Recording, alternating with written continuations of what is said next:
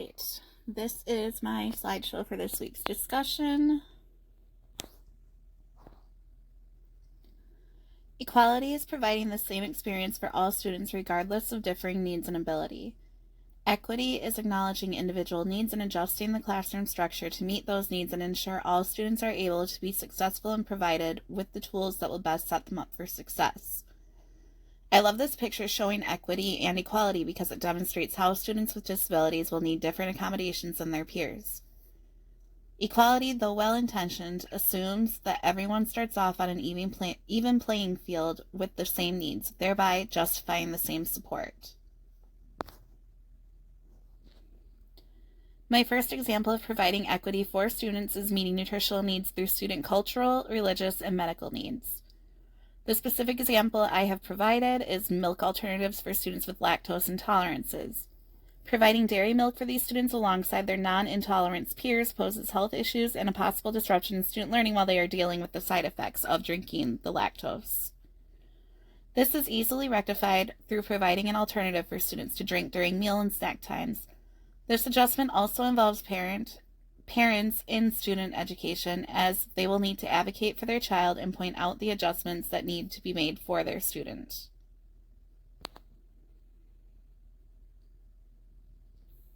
My second example of providing equity for students is providing a larger, softer ball for students with disabilities or even just students struggling with hand-eye coordination during the tennis unit in gym.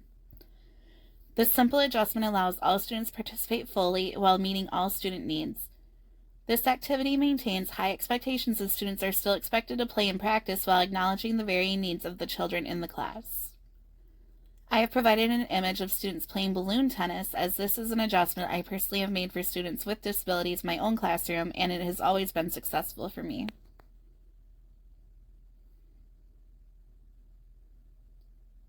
For an example of inequity in the classroom, I have chosen to share the story of my brother's language arts struggles in 7th grade. My brother was unfortunate enough to be one grade level behind me, meaning he often got the same teachers I had had the previous year. I loved to write, so language arts was always a subject I loved and excelled at. My brother, on the other hand, does not like to write and has ADHD, so keeping focus during classwork time was always a bit of a struggle for him. This particular teacher and my brother butted heads and struggled that entire year because the teacher was expecting my brother to perform in class exactly as I had the previous year. This made it a very rough year for my brother.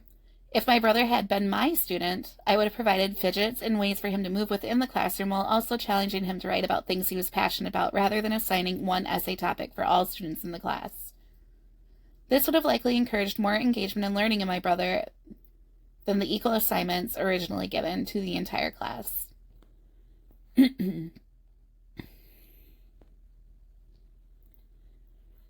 Equity is necessary to support differentiated instruction related to culturally responsive teaching practices multicultural education because it encourages involvement of parents and cultural relevance in student education and helps students to see the connection between what they are learning and how it applies to their lives and history.